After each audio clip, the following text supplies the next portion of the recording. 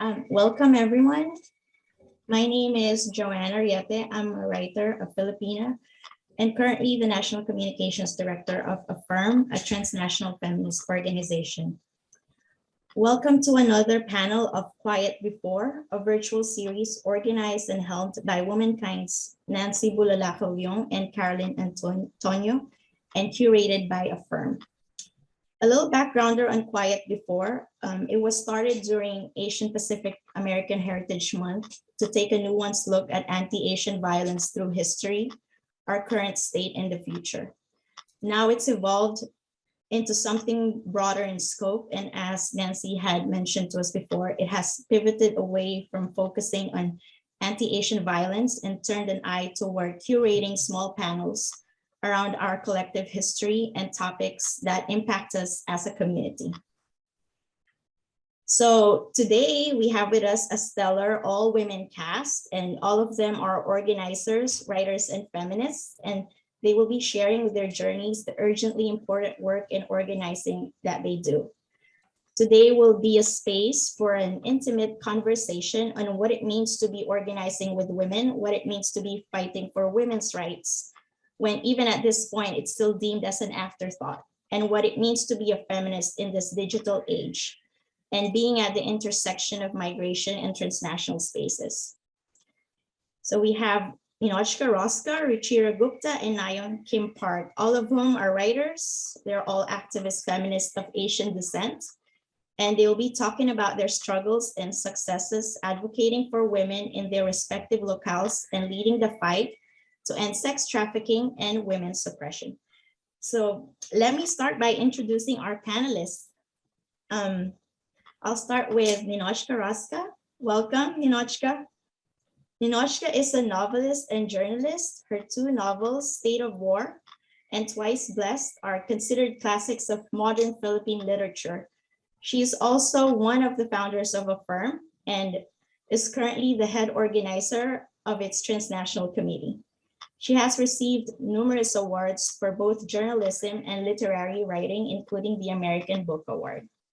Hi, Ninotchka, welcome. Next is Ruchira.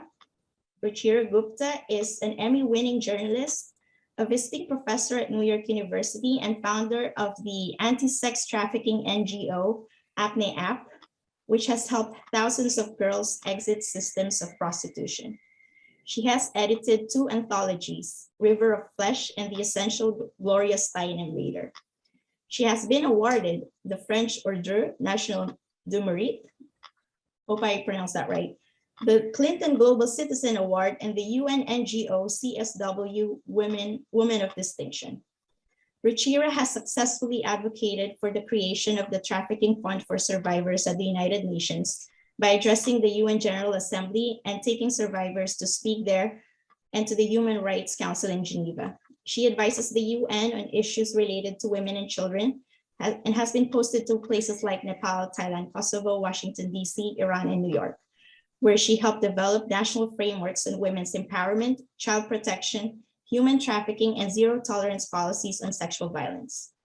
She testified to the United States Senate for the passage of the first US law on trafficking, the Trafficking Victim Protection Act, and has led survivors after the December 16 bus rape of a young woman in Delhi for the Indian Anti-Trafficking Law, Section 370 IPC.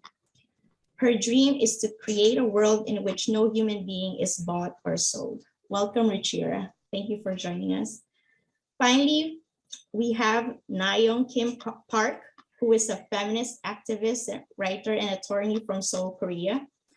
Nayoung's work discusses how femicide is racialized and brings to the fore the need to attack this issue from a global perspective. All right, welcome, ladies. So I guess let me start by asking, how did you get into the issue of the sex trafficking of women? I guess I'll start with Nayoung. Everyone, thank you for having me. I got into the issue of sex trafficking. I cut my activist teeth in the corporate women's movement. I started volunteering at the local violence against women shelter, and they did policy advocacy as well. and did a lot of political education of young women. I was always interested in issues of inequality and poverty and colonialism and racism and persecution, and illness, trauma, violence, basically all kinds of suffering that humans experience. And when the Korean women's movement, the organization historically has had a very firm position against prostitution, the systems of prostitution, like the sex trade. And so because I was politicized in that movement, it was very natural to me. It came very natural to me. And I was able to, and we actually do have a group of survivor activists fighting against the system. And so I came to the realization that the sex trade is where you can find every kind of oppression imaginable that can happen to humans. When you're working for victims of the sex trade, that is when you're trying to address the harm they suffered, and when you're trying to fight against the social forces that put them there in the first place and that keep them there until, for most of the women, until they die, you end up fighting against every injustice in the world. And so I felt that this was where the real left is. Like, this is the left of the left, and that's how I got into this field. Thanks, Nayoung. Ruchira, you want to share with us your I thoughts? used to be a journalist, and I was walking through the hills of Nepal when I came across rows of villages which didn't have any girls from age 15 to 45. And I was surprised. So I began to ask the men who were sitting there drinking tea or playing carom where the girls were. And, some of them were hostile, some were sheepish, but the few who answered said, "Don't you know they all are in Bombay?" And that was really surprising to me, because I couldn't understand how so many girls and so many women could be in a place which was like hundreds of kilometers away, almost 1,400 kilometers away. And these villages were really remote. So as a good journalist, I began to look for the answer, and the answer changed my life, because I found that there was a smooth supply chain from these villages in Nepal to the brothels of Bombay. There was the local village procurer, an uncle, a neighbor, a shopkeeper who would offer a poor and starving farmer as little as $50, $100, and say, "I'll get your daughter a job in the big city, or I'll get her married." Sometimes even say, "I'll put her into prostitution, but she'll be better off because she'll have food, she'll have a roof over her head, she'll send some money back home." And the farmer would let his daughter go. And these procurers would then take the girls to the border of India and Nepal. And there they would pay the border guards a little bit of money. Wink, wink, nod, nod. The girls were across the border. There were lodge keepers who would keep the girls locked up for 2 or 3 days, beat them, drug them, subjugate them till their spirits were completely broken, and then put them on buses and trains and take them to the brothels of Bombay, Delhi, Calcutta. And there were the pimps who would negotiate the price of these girls depending on their beauty. And by beauty, I mean, as we all know as Asians, skin color. So a fairer skin was at a premium. And also age. The younger, the better. Of course, virginity was a big thing, big draw. But also age in terms of just like very young girls. The youngest I have met was a 7-year-old. And the average age of a girl being prostituted in India till this day is between 9 and 13.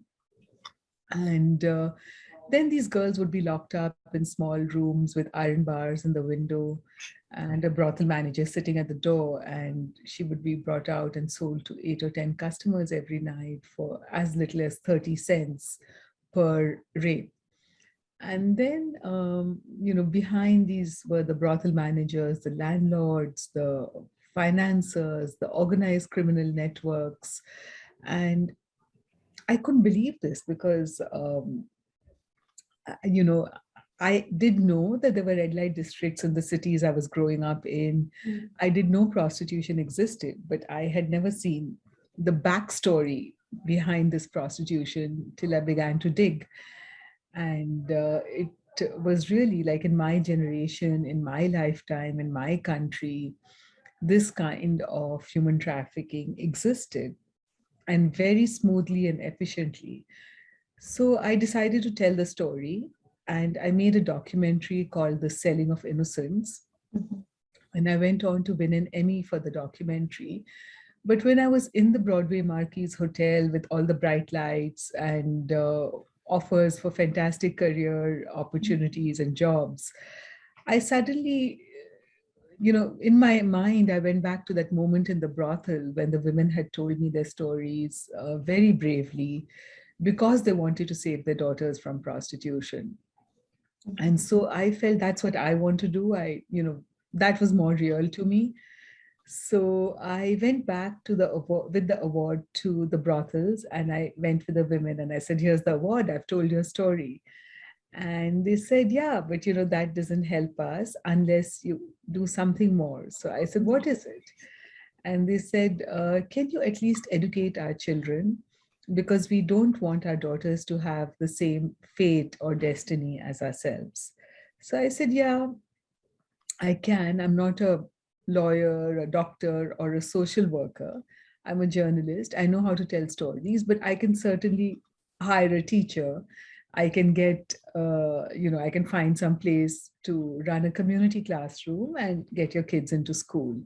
But then they said they wanted more. And I said, "What do you want?" And they said, "We have 4 dreams."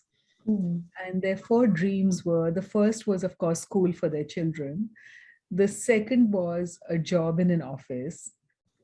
The third was a room of their own, just like Virginia Woolf. Mhm. And the fourth was punishment of those who had bought them and sold them. And they really said people who had brokered away our dreams. So without knowing what I was really doing, I just wanted to help. I decided, yes, I'm going to help them do this. And so we created a circle, and that was the first Apne Aap circle. We called it a Mahila Mandal. Mandala is a Buddhist word which means circle. Mhm. And we called our organization Apne Aap because we wanted to think about it as self-action in a collective way. And we started, those 4 dreams became our business plan. We hired a community classroom, we got a teacher, we prepared the kids for school, and we got the kids into school. And slowly, the mothers learned how to negotiate collectively in circles by going to the principal and saying, "Please admit our children."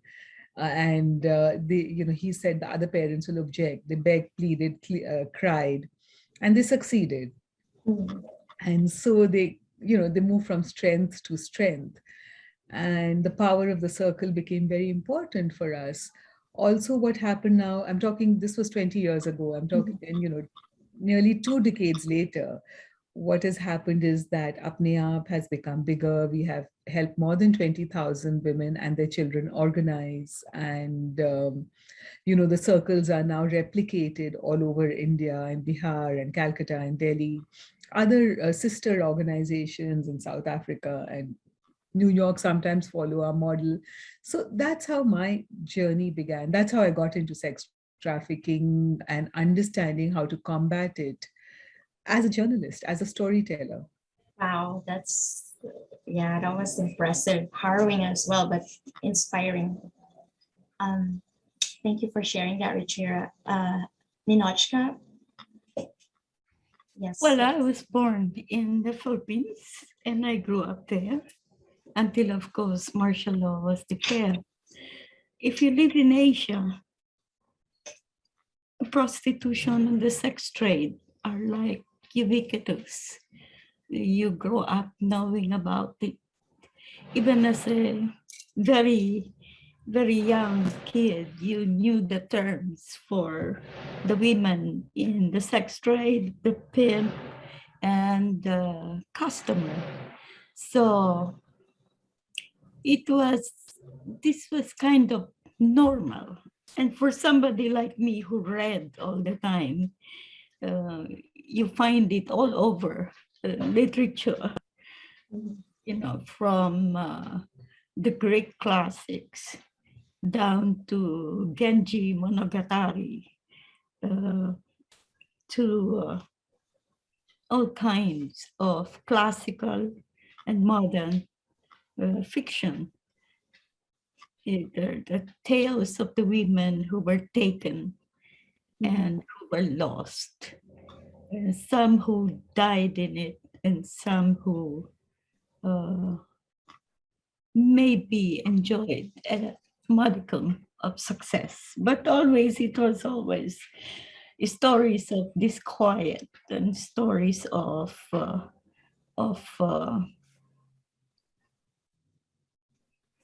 sadness, and being totally alienated from society. Now, as an activist, of course, these issues were considered secondary in my work, but they were always there at the margins, disturbing the mind and disturbing one's sense of oneself as female and woman and a member supposedly of society. Now, in the United States, I got into it quite accidentally, which is by and large the usual course of my life. I get into things by accident. You know that, Joan. I was writing for the Village Voice on a freelance basis when somehow one woman tracked me down. She was a Filipina. She called me and wanted to tell her story. She had been brought to the United States under the mail order bride system. And she told me about her experience with this man who had pretended to be rich and so on and so forth, and who treated her very badly. She was made to sleep in the living room on a mattress, and he would just call her to the bedroom when and if he wanted sex. And this young woman was a college graduate from what one might consider an Ivy League of the Philippines. So it was a little disquieting. So I started looking into the situation. And from then on, because this phenomenon is so huge, what gets pulled into it?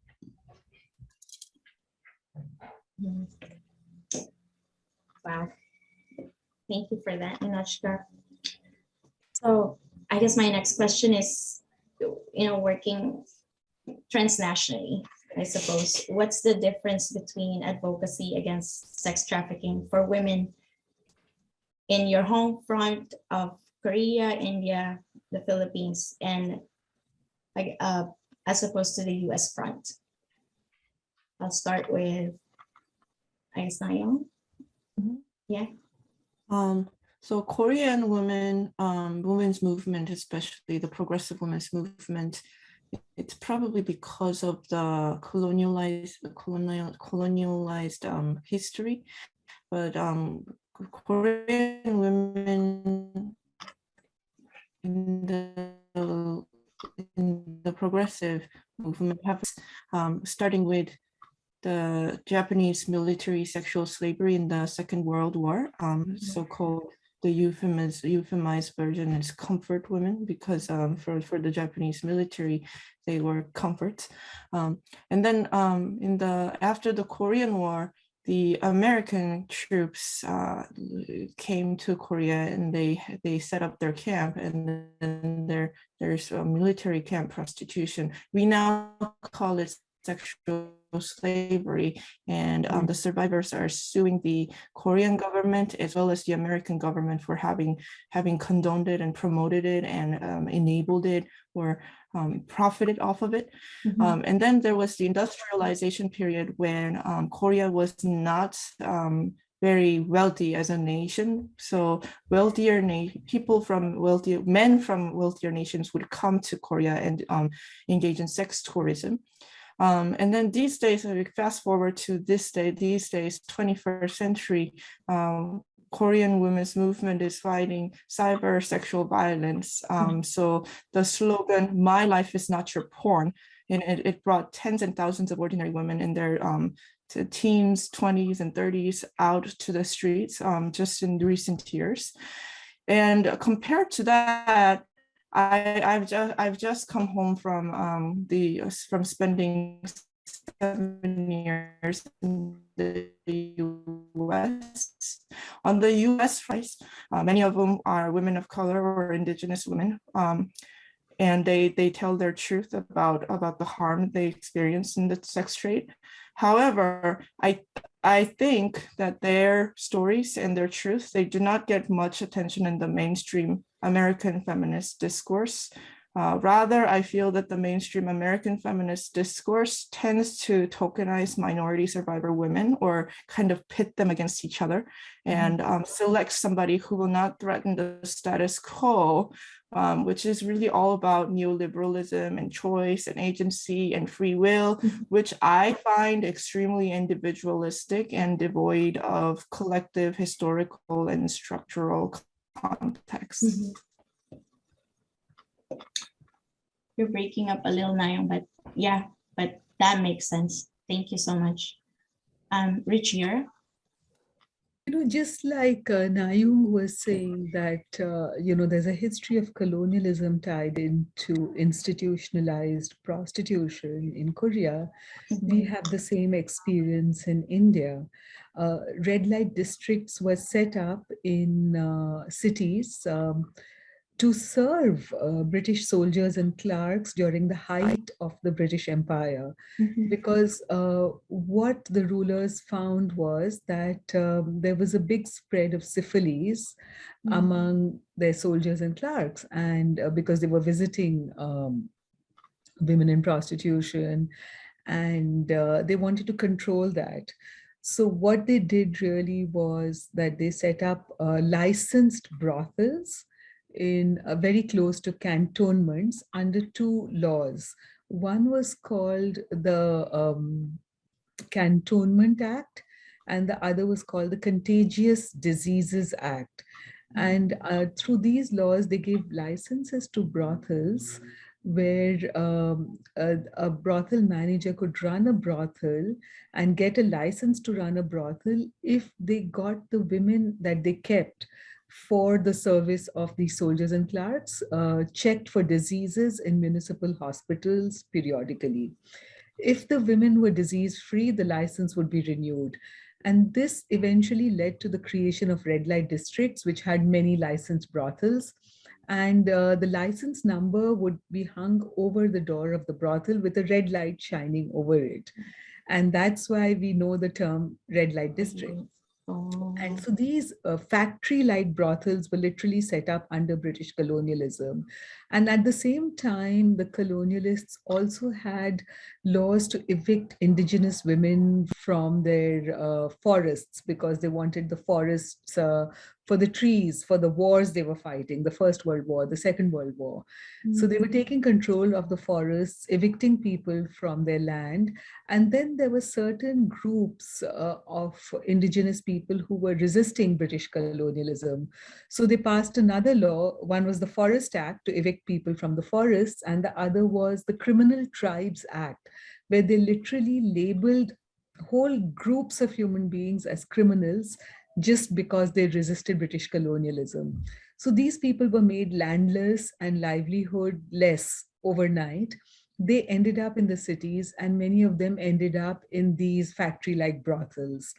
until today, we still have those factory-like brothels, and many of the castes and communities who are prostituted and who are in the red light districts belong to the very same caste groups that the British had labeled as criminal tribes, though India does not have the Criminal Tribe Act now anymore.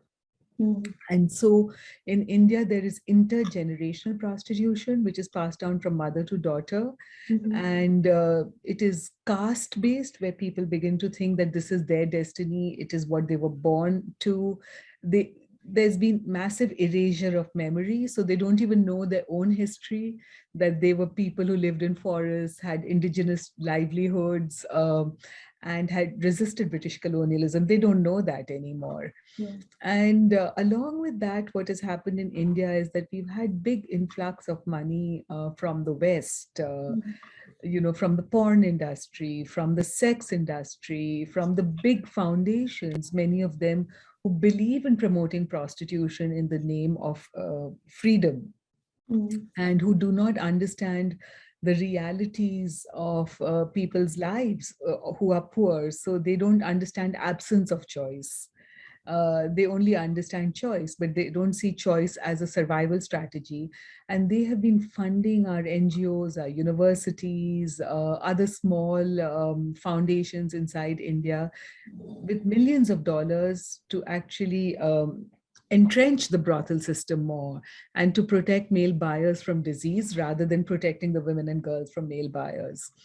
So in India, the reality is that, the colonial tradition has tied in with this sort of postmodern pro-market tradition, where, a kind of capitalism in which everything is all right if the market says so. And, exploitation is not defined as the harm it causes, but exploitation is defined as whether you choose to do something or not. So, even the gains of the labor struggles are being turned around. And the discourses and the debates are pushed from here, from where the market is really so prevalent. It's the air we breathe in the United States. But the poster children are in India. So they'll pick one NGO which says that we are like a union of brothel, of women in prostitution, but they really are a union of brothel keepers. And nobody will know the difference, because who's going to see one brown woman versus another brown woman? They all look the same. So, we are really stuck in this pro-market discourse in India, where everything is commodified. And the debates are settled here and the impact is felt there. And so I think the difference I see between India and the US is that in India, there is a resistance to this because people are poor, they are female, they are from oppressed castes, they are teenagers, and their intersecting inequalities make them very obviously victims of lack of choices. Whereas in the United States, because the market has got so normalized and so entrenched that even people on the left don't understand what absence of choice is. So they think that it's all right if someone pays for it, without realizing what the consequences of that payment are and what is harm and what does any labor struggle in the world try to achieve. So here we have a more difficult battle in the United States, I feel. Yeah. Thank you for that, Ruchira. Ninotchka? If you look at the history of the Philippines, there were two forces that brought the sex trade to the country. The first, of course, was Spanish colonialism, and the second was American colonialism. These two periods in Philippine history I call the age of dominion or dominionism, because prior to that, there was a gender egalitarian culture, which had no concept of virginity, adultery, issues like that. So to this day, the very word we use for prostitute is the Spanish word, the Spanish four-letter word. But even then, Spanish colonialism, because of the strain of Catholicism it brought to the Philippines, it was the Inquisition type of Catholicism. It was very, very rigid, very. So most of the assaults on the Indias, as we were called, the women of the Philippines, most of the assaults were hidden, the secret. They were not out in the open. So by 1909, when a census was taken in the city of Manila, for instance, there were only 9 women supposedly working in the sex trade. And most, if not all of them, were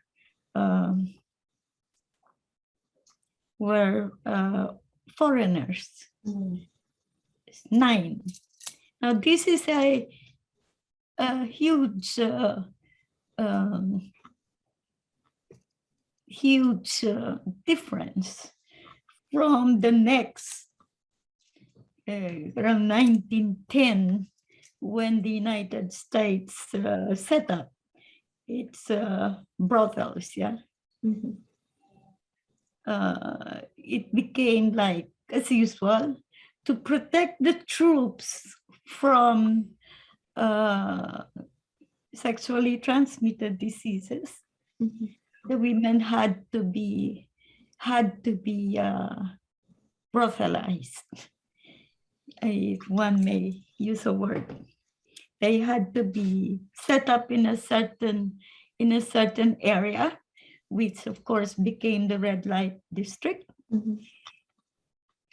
which I later on would find out was from the era when road construction and railroad construction was happening in the United States.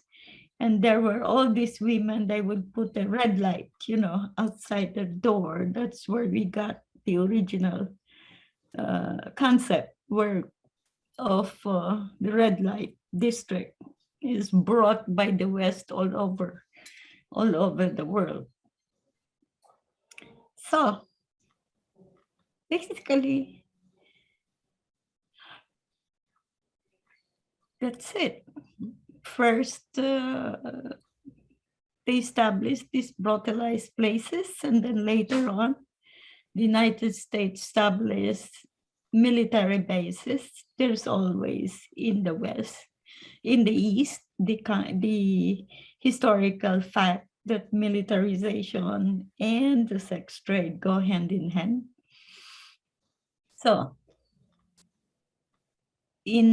by the end of the Second World War, the United States took over Clark Air Base and Subic military base. They're old bases which had been occupied by the Japanese. Oh, by the way, Nayoung, a lot of Filipinas became comfort women for the Japanese imperial. So I was involved in the advocacy for that also.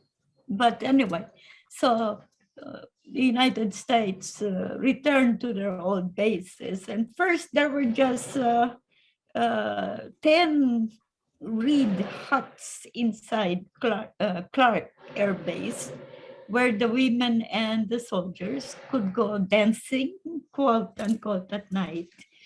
And then the whole thing grew and grew and grew. And finally, Clark moved its perimeter inward and gave birth to the strip as it's called, which remains to this day. It's pretty amazing that despite the closure of US foreign bases, the sex trade survives. It's one of the testimonies to the strength of patriarchy. Even though our production system changes from the slave system to the feudal system to capitalism, the patriarchal exploitation of women is maintained at a pretty steady rate. When I, first time in 7 years of exile, I went back home in 1986. So I met a former, well, we always had household helps, yeah. So a former household help, and she would call me, she called me older sister, yeah, Apne. And so she was telling me she had just returned from Japan and she wanted to consult me. And I asked, sure, why? And she said she wanted to know if abortion was really a bad sin, because she had to have one because she got pregnant by a customer. She was what we call a japayuki. Yeah, that's the term. And then she took me to the house of her, she was building for her parents. They were already moved in. It was a very rudimentary cement house. And so she said, see, I paid for those the cement walls, but I have to replace the roof with the better roofing. So I will have to go back to Japan and do another 6-month tour of duty. Yeah, so that was the thing. And this kind, what we fail to see is that this kind of hypersexualization and commoditization of Asian women contribute so hugely to the xenophobia, anti-Asian racism in the United States, the killing in Alabama, and all of these dire things that happen even when you think you have already escaped, you know, that suffocating situation in Asia. Yes, sorry. Yeah, I guess my follow-up question, comparing the two fronts, has the term sex work is work seeped into your into the societies in your respective countries? Because I heard from a friend that sex work is now being parroted in universities in the Philippines. Yes and no. Universities are where the elite, the upper class, the upper middle class, privileged women who sometimes call themselves feminist, teach. They're usually very fluent in English. Korea is not an English speaking country, not really, but the women who are elite and usually tenured in these universities tend to have very good English speaking abilities, tend to have prestigious pedigrees from abroad, mostly from the United States, like PhDs in cultural studies, women's studies, or English studies, whatever. And then they come back and to Korea, and then they basically import all the discourses, like the major discourses that happen in American and and quite neoliberal discourses. And so that's where they would like talk about, oh, sex work is work, didn't you know? Like, because this prestigious scholar said it in the United States.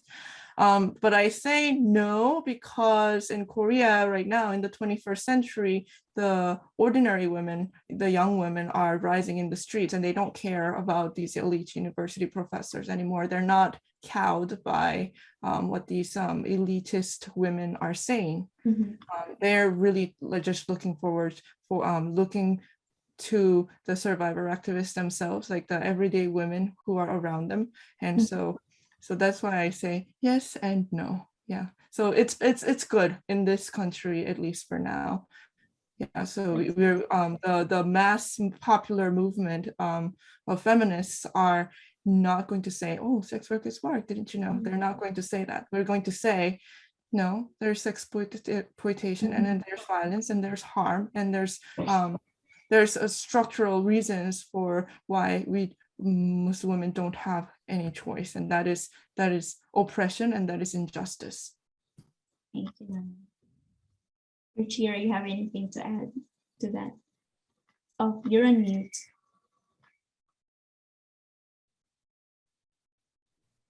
Same as Nayoung, in India, sex work is being used by people who are well funded. So it comes as a language which is the language of funding. So it'll come from the Open Societies Institute or the Gates Foundation projects, etc. And, everyone needs a job, everyone needs to get an income. And if their donor is using this language, so be it. And they will also copy it. And then slowly it becomes like a ripple effect, and more people begin to use it because they think that is the global language. Whereas if you travel the country and you go into the red light districts or sit in circles with women in villages, they want the right not to be prostituted. They don't want the right to be prostituted. So they don't even understand really what the term sex worker means or what its implications are. They might use it thinking it's the official language or the language of the more powerful people. So I've met like ordinary community mobilizers in small NGOs, and they'll stumble through the words sex worker thinking it's the right thing to do when they meet someone like me, for example, who'll travel from the United States to India and go to a village. So they're not quite sure what it means or anything. And then, of course, there are people who understand very much what the term sex worker means, because words have consequences. And, they know that the moment you use the term sex worker, you sterilize all the exploitation out of the phrase. Whereas while the word prostitute has stigma, there also is the history of exploitation, and people understand that a prostituted woman or a prostituted child has been abused, somebody has taken advantage of them. But in sex worker, you would never even think of a third party or any kind of process. So there are those who understand it, but they will opportunistically or cleverly play around with words. And I find that more troubling than the average person who's just stumbling through these words thinking it's the official language, because they don't really know what the official language is. And I think what is at stake here is something which we all have to consider, left or right or center, is that literally the dignity of the human being. And, something which began in the 1900s, the struggle for the dignity of labor. And, every labor struggle argued for the fact and struggled for the fact that, things which we want in labor is minimum wages. Prostitution cannot provide minimum wages because you earn the most on your first day in the job. And with every successive use, your earning capacity comes down because takes its toll on your body, on your looks, on your health. and people want younger and younger and fresh looking girls, as they say. The second, and we know from research that the shelf life, the commercial shelf life of a prostituted woman is 5 to 10 years. And the mythology is that, you can retire very rich. But the reality is that actually, the women, as they are trapped in prostitution, as they go in within a few months, within a few weeks, they begin to get dependent on drugs and alcohol because the experience of sex with multiple partners, multiple times in a day is painful.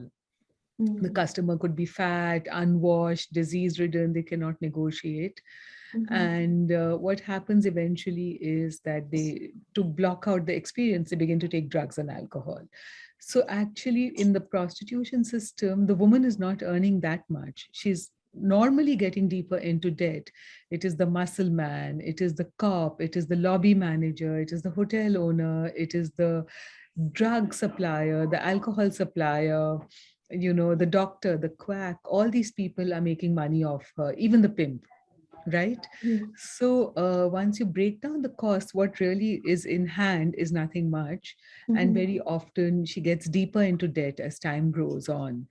So, the fact is that nobody looks at the back end of the story or the reality of what happens after a woman is put into prostitution. So the idea of work itself is being negotiated. That's what is at stake here. That what is work? And how do we define exploitation versus work? Because something which causes harm to our bodies which is inherently harmful, should not be called work. It should be called exploitation. But that is what is the hardest thing to explain to people now. And in prostitution, lots of things can be legislated away, like, the cleanliness of a brothel, or the fact that we can tell a customer to use a condom. But what cannot be negotiated away is body penetration, which I call body invasion, because that's what the customer is buying. And any of us who shut our eyes left, right, or center, I think we should think about it, that if you have to have your body invaded 5 or 6 times in a day, what happens to your vagina? What happens to your skin? What happens to your mind?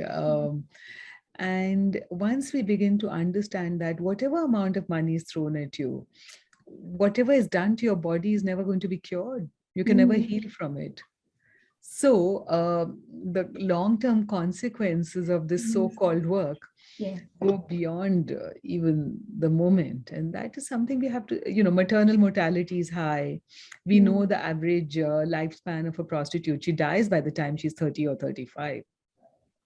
So, all these things which are, it's all a myth, the happy hooker, the behind the smile is a lot of tears and pain, but we don't know her backstory. She's got to smile to get and attract a customer. Wow, thank you for putting all that into perspective, Ruchira. Ninotchka. Well, there was a webinar, I think it was last year, or early this year, featuring somebody from the United States and somebody who had graduated with a PhD from Cambridge University, I believe. And they were pushing for this idea of legalization and that sex work is work. In the Philippines, they had this webinar in the Philippines. And you can just see in this whole event, the kind of, how would you call that? Dissociation that happens when you go to Cambridge or you are functioning in a society like the United States, and then you start to deal with a society like the Philippines. I mean, these people didn't even realize that the age of sexual consent in the Philippines is 12 years old. something which the women's movement has been trying to change for decades. And they've not been able to do it because most of the people in the legislature are men, to be blunt about it. And so they had this webinar, and they were pushing this thing without even being bothered by the fact that the UNICEF called the Philippines the top source of child sexual abuse porn, the #1 in the world.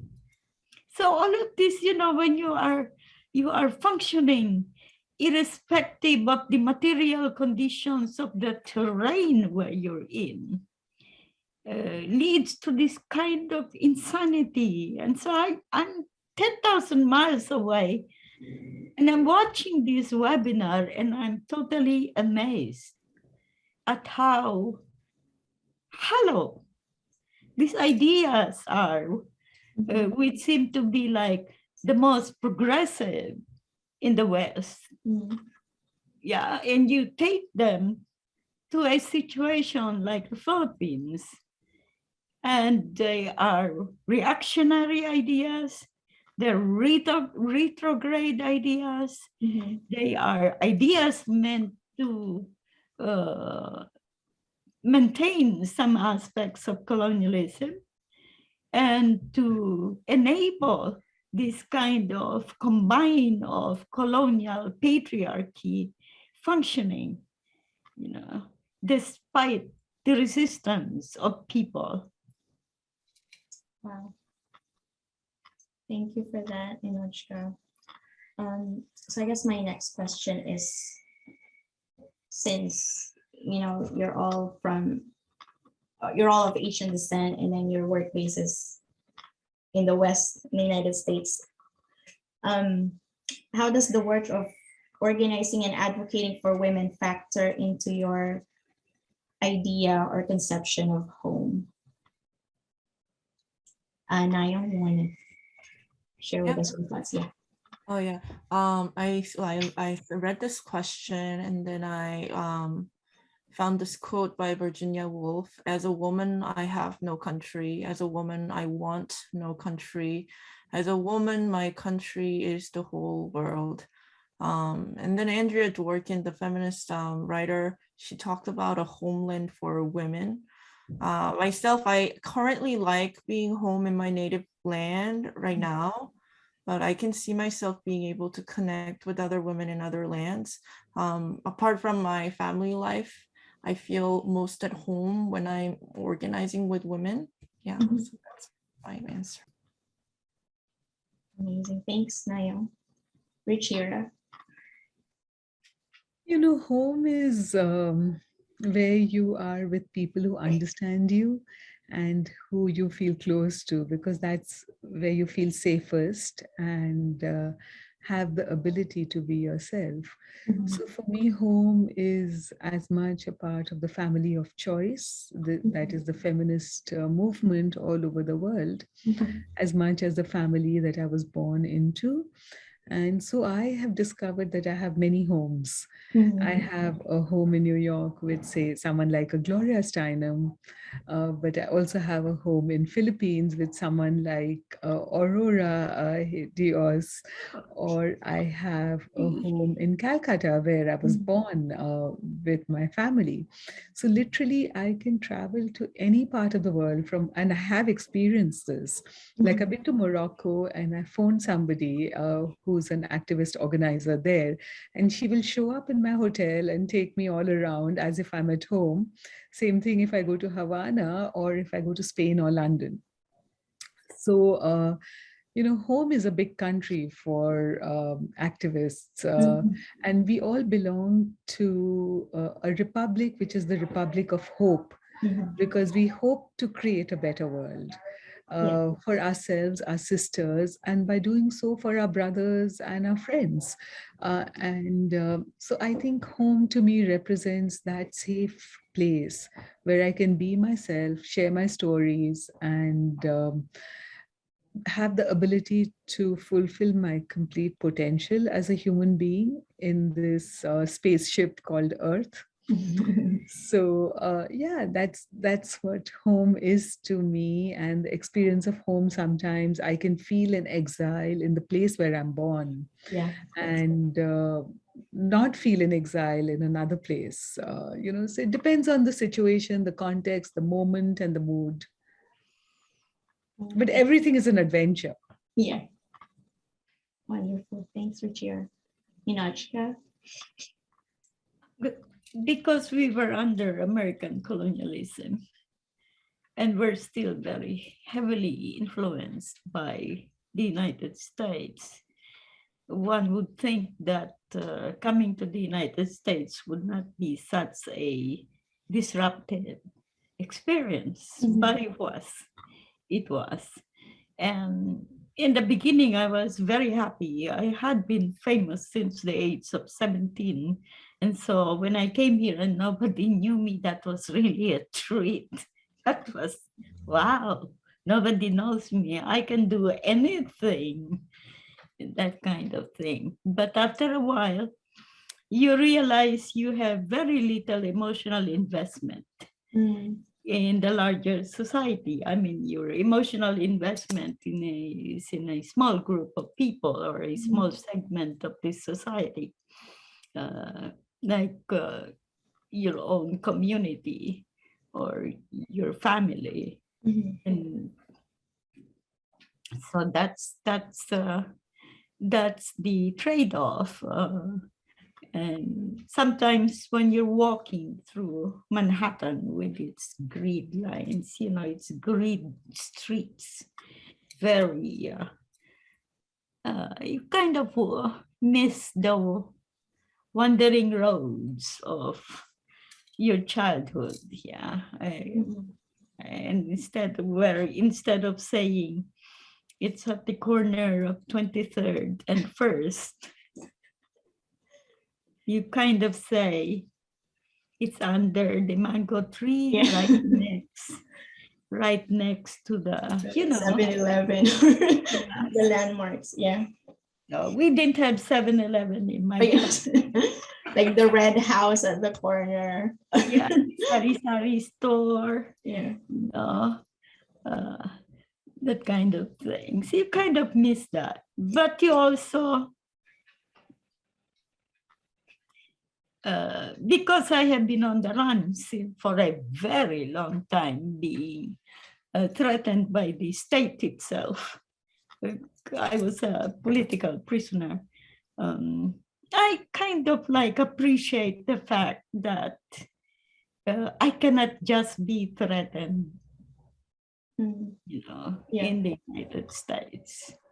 That there are operating laws. We have many laws in the Philippines which do not operate. That there are operating laws which protect my peace and quiet to a certain extent. But of course, recently with this anti-Asian American violence, you start getting that sense, that fugue, that you're being watched, you're being trailed. And there are people lurking about who intend to do you harm for no reason at all. Yeah, because they think you are an affront to their existence. So those things. So we had to move and do something about this. Yeah. I guess follow up to that, Ruchira, how has this affected you, the rise in the anti-Asian violence here in the city? Yeah, I've been extremely bothered about it, and especially, I don't know if you read about it, but in Atlanta, there were some women working in massage parlors who were shot dead by a man. And, he said that he killed those women because he was trying to cure them of being prostituted. And I thought, you were buying them and you didn't want to cure yourself. Mhm. And also the fact that how the police reacted to the whole situation. They excused the man by saying he was just having a bad day. Mhm. In the meantime, these women had lost their lives. Mhm. And I was thinking, like, had these women been white, tall, blonde, would they have been treated as carelessly in the implementation of justice? And he was a man. And so I did begin to think about Asian discrimination and how what we have come to, Mhm. that in this country, it's quite obvious there is a different justice system, there is a different reaction to the lives of people of different features, different skin color, Mhm. different origins.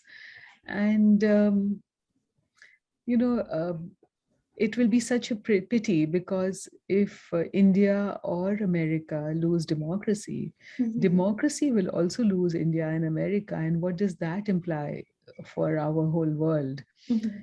So I realized that we have to struggle harder to establish and keep afloat democracy in both my country of birth and the country I'm living in, India and the US, because the whole world will lose if Mhm. these two countries lose. Yeah.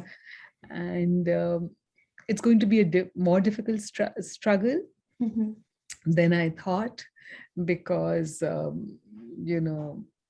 first it was colonialism, and now the values of the Enlightenment. You're breaking up, Ruchira. First it was colonialism, and now it's the values of the Enlightenment are Mhm. literally being challenged by imperialism. Mm. So, we are revisiting the same thing in different forms. Like all three of us spoke about what colonialism did in terms of women's bodies in our countries, India, Korea, Philippines.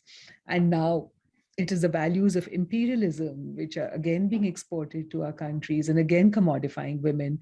But interestingly enough, not just in the countries that imperialism is being pushed onto, but also in the country itself.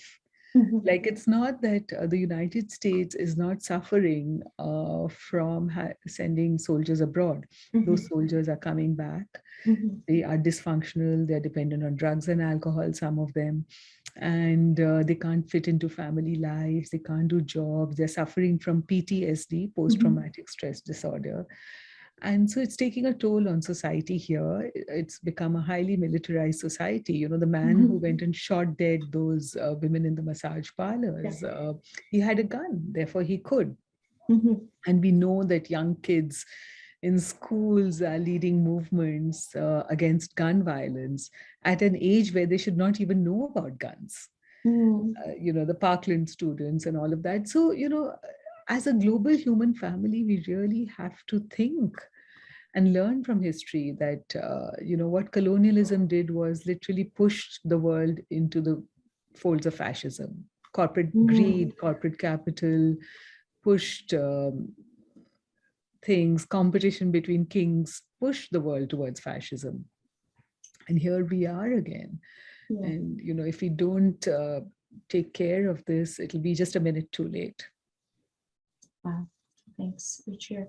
Nayoung, connecting it to the Atlanta shooting, I remember you wrote a story about, it's almost like you had a premonition about a shooting and then directed towards Asian women. Yeah.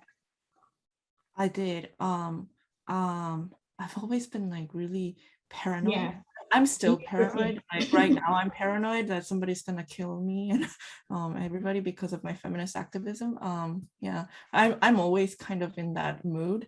But a few years before the Atlanta shooting, I was working in an Asian American and immigrant shelter, like a violence against women shelter, and there was somebody who had whose main abuser had over 30 guns, rifles, assault like weapons in their home. in their home, and there was like domestic violence situation. And I just freaked out because I was worried not just for this this person who was directly impacted by this, but I was also like paranoid. Oh, but what if this crazy guy man finds out that we've been helping this person and finds out how to get to our place, and then just like just and then we're all all the staffers were Asian women. So I was just thinking, oh yeah, then it'll be like a racist and sexist massacre, and then it'll just be every day. It might not get to the national headline because it's just those kinds of things are too prevalent. Yeah, Yeah. I know. Yeah, this was in when you were still in Michigan, right? In Chicago. Yeah. This was in Chicago. Yeah. But I've always been afraid of many things. You know. So I guess we have another 20 minutes. I'll have 2 more questions. I want to touch a bit more on just quickly on digital violence, because this is now what we're facing as feminists. This is where the battleground is. As much as I don't want to accept that, but yeah, it has been inevitable. Ninotchka, your Facebook account was mass reported. Can you share with us what happened? Mass reported and taken down, yeah. Yeah. This is one reason why I'm so frazzled. There were like 21,000 followers on my Facebook, plus 5,000 friends. But for some reason, Facebook, without any warning, suddenly blocked the site. And I have no idea. They said violating some community standards. And I'm like, me? Me? I'm like, what? Whose standards? Yeah. And so I was trying to get it back. I've been up for 3 days, trying to get and it's impossible. I mean, the appeals process to Facebook is more labyrinthine than Kafka's the trial. It's impossible. It's going round and round. Meanwhile, because this Facebook has been a means for women, our women overseas, the Filipinas, the workers, the overseas Filipino workers, who are very often in dire straits, This was my Facebook page was a way for them to get in touch with me. So when it went blank, I was like, oh my God, where will all those women go? Whom will they talk to? So to give you an example, Suzanne Adelie, at one point posted, this was some years back, that asking if there was anybody who could help 5 women who were being kept imprisoned by a recruiter in the United Arab Emirates. And I said, if there are Filipinos in there, I can help. And so she went and said, 2 of them are Filipinos, 2 are from India. 1 was from Ethiopia. Wow. You cannot imagine, like for the next 5 days, we were literally communicating around the world, NGOs here, NGOs that, the embassy here, embassy that, and so on. And we got the women out. And so this kind of like modern underground railroad system is so critical. So I got very angry when Facebook is always talking about community standards. Community, whose community? We are not a homogeneous society. Yeah? What are you talking about? Zuckerberg's standards? Yeah. Yeah. I hope you recover your. That's a lot of followers. I had to open another Facebook page, and that's why I've been like up the whole 3 days, because all the please add friends requests are like, whoa, it's like the monsoon rain, huh? Steady. Yeah, because I'm like one of the last recourse for so many. And so Yeah, yeah. they seek you out on Facebook. I heard all the women who are in, in impossible situations, domestic violence. Yeah. It's really sad. They just sent me a note. Yeah. I think Nayoung, you also experienced this. Your public profile was hacked by incels. Can you talk more about that? Yes, recently backlash against feminists is really men's rights movement in Korea is really picked up its pace. There's like a Discord app, which is like a chat room, and then this New Men's Power, the New Men's Solidarity group, this basically a misogynist group, has 40,000 users in the same chat room, and they're directing which one to attack. They have like a list of feminists to attack, like cyber harassment. And I'm actually concerned that it won't just stop at cyber harassment. It'll go on to physical violence. I had a public page that had my same profile picture on it, and I participated in a feminist protest where this leader of the misogynist movement, he dressed as Joker of the Batman, like a homicidal villain, like a Joker. And then he like had a water gun and he squirted it like menacingly at the feminists in the streets protesting, like peaceful protesting. And then a few days later, my Facebook public page got hacked and was changed to a picture of Harley Quinn, who is actually the girlfriend of Joker, who is also homicidal, by the way. And so I deactivated from Facebook. And I had the same experience. I was like, trying to find, okay, where is the customer center? How do I email or call the person who can do something about it? And there's no such button. And so I had to actually talk to somebody who knew somebody who works for Facebook in New York office. And they reported it as like an employee of Facebook. And that still has not gotten resolved. So I don't know what to do about it. Wow. That's crazy, Naya. Wow. So yeah, I hope you all recover your accounts at this. It's really jarring. Yeah. This is a serious issue. Yeah.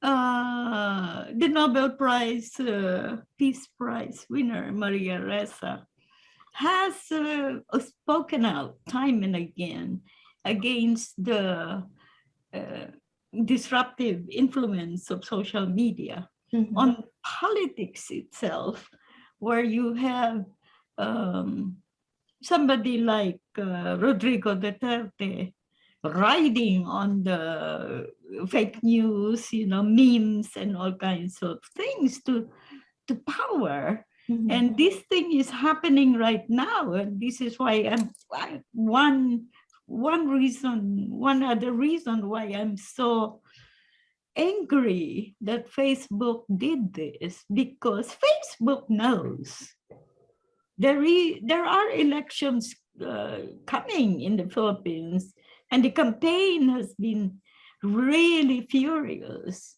And the son of the dead dictator, the one who imprisoned me, is running for the presidency. So why me? Why my page? Mhm. Yeah, it's crazy.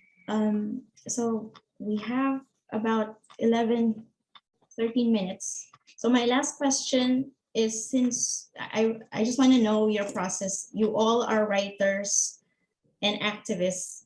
I mean, this is not an uncommon identity, but firstly, how do you reconcile being open and objective in your craft with the brutality and hard truths of the things that you see in your organizing work? Ruchira, yeah. Oh, you're muted. Yes. So, the way I decided to be objective as a writer and as a journalist was by saying I object.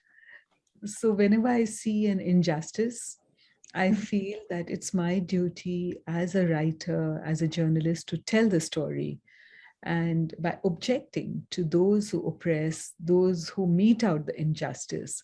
So for me, objectivity means that. It doesn't mean being neutral. It Mhm. means being truthful.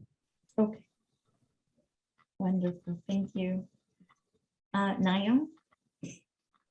I completely agree. I don't know what objectivity is. I think that objectivity is just a bunch of many subjectivities, and to pretend that there's only one subjectivity, I think just to pretend that, oh, there's this objectivity is to say, oh, well, I actually think, oh, that's one subjectivity, but in fact there are so many subjectivities. Maybe in order to be truly fair, we have to just say, yeah, but that's only one person's one group's point of view, maybe. Oh, that's an interesting way to put it. And finally, Ninotchka? It's being a writer and being an activist. These two are like,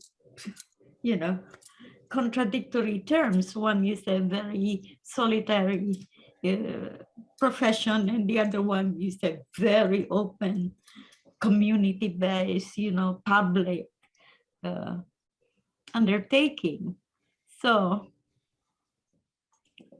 it's finding, I think, the strength to move from one to the other, to be able to survive in the glare of public attention, as well as survive in the isolation of one's room when needed.